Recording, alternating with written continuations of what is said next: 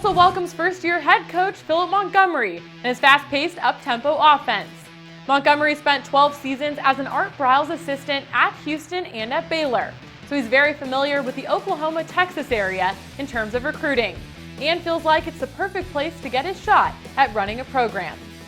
The Golden Hurricane is working with 4 quarterbacks who are former 3-star recruits, including Dane Evans, who threw for 3,000 yards and 23 touchdowns last year, and an incoming freshman, Chad President, who is a Rivals 4-star.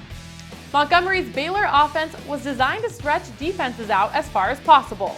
And if the run game can provide a distraction, the passing game shows promise. 10 offensive starters return, including wide receivers Kevin Lucas and Kieris Garrett. Playing fast.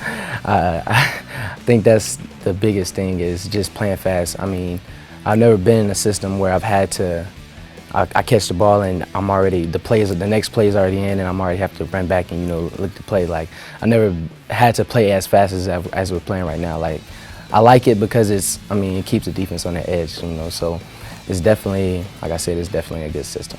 Running back Zach Langer is also back. He was the second leading rusher in the American last season and had a 64-yard touchdown in April's spring game. The offensive line should be Tulsa's strength. It returned 74 career starts.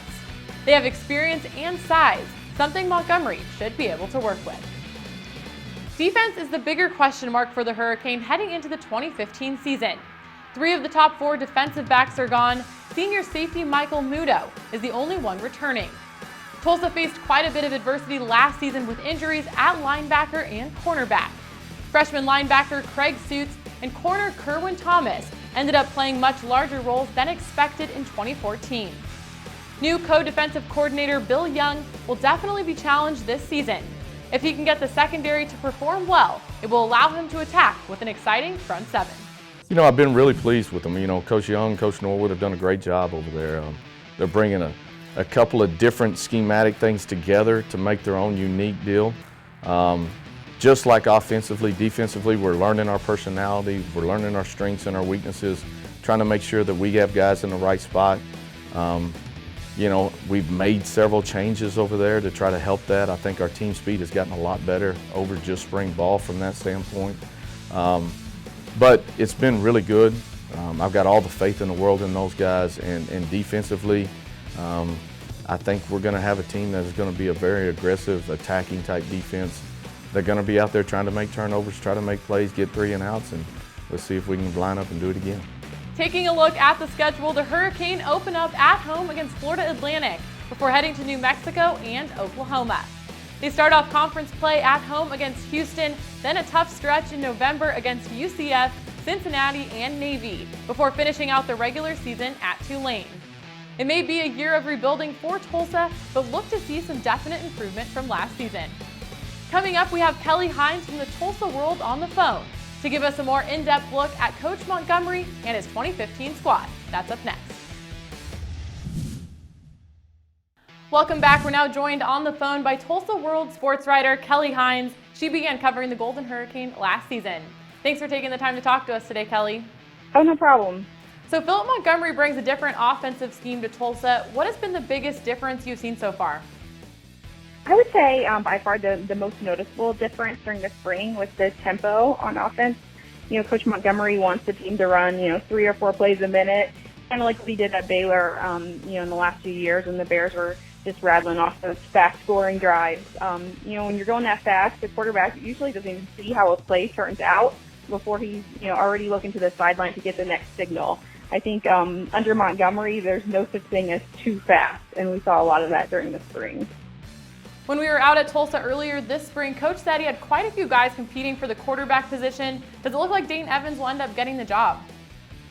I would be stunned if he didn't, just based on his experience. Plus, I think he's matured a lot, especially during the spring. The coaches were really working with him from the ground up, fundamentals like his footwork, his throwing motion. And I just thought that he looked a lot more confident and comfortable during the spring game.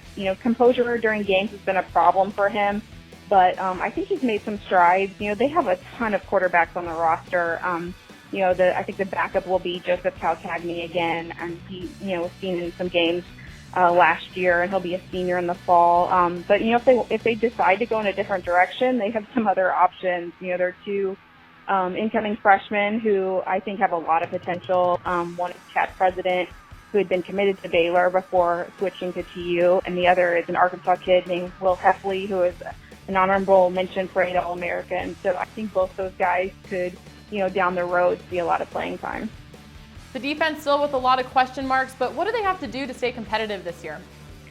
Well, I think if you go back to last season, the big plays were such a problem. I think Tulsa led the nation in plays allowed that were at least 30 yards. I mean, it was just happening in every single game. That just can't happen if this team is going to have any success on defense. I think up front, TU is pretty solid, but then the linebacker and secondary cores they just need to make a lot of strides. The biggest weakness, I think, on defense is at cornerback. That's a position that has really limited talent and depth, which is a pretty bad combination. So they need some younger guys to really come along fast. Defensively, when you bring in coaches like Bill Young and Brian Norwood as co-DCs, I think that's going to help a ton, but they still have quite a few question marks. With Coach Montgomery on campus, it seems that the culture is definitely starting to change, and this was a team that was conference champions a couple years ago. What do they need to do to get back to that level? I think you're right. I think it's somewhat going to require a change in the culture. I think that's what they're trying to do under Montgomery and his staff. They have a lot of younger, high-energy guys, and Coach Montgomery has had a lot of success at his previous stops, and he kind of brings a certain edge and toughness that I think the program needs. I think a lot of it is going to depend on recruiting. They just need to bring in some high-caliber guys who can come in and immediately make a difference to kind of get the program back on that track. And, that's something that I guess we'll see whether that happens. From what you've seen this spring, what would you say is a realistic goal for this year's team? I think just be competitive. Last year Tulsa was routinely losing games by a few touchdowns, and as the season wore on, the team became really demoralized. I don't see this as being like a championship team. I think it's going to take some time to really get going. But, obviously improving on defense, a lot hinges on that. But I think if Tulsa can, get going, establish some momentum, they might be able to surprise a couple teams. And I guess for fans that are still getting to know this Tulsa team, what is something that maybe people don't know about them, or maybe a player that you think might make an impact that we haven't heard about before? Well, the thing about Tulsa, they have a lot of skill guys, a lot of talent and potential at receiver and running back. The two main guys who I think are going to do a lot of damage on offense are receivers Kevin Lucas and Kira Garrett. So I could see them scoring quite a few touchdowns this year. Lastly, it's the first year with two divisions, the East and the West. How does Tulsa stack up against the rest of the West?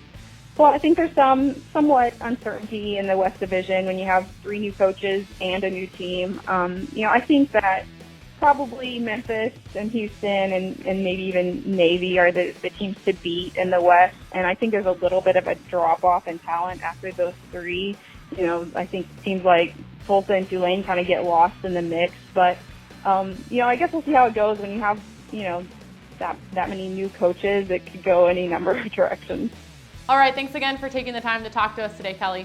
Oh, no problem. Again, Kelly Hines from the Tulsa World. The Golden Hurricane kicks off their season at home September 5th against Florida Atlantic.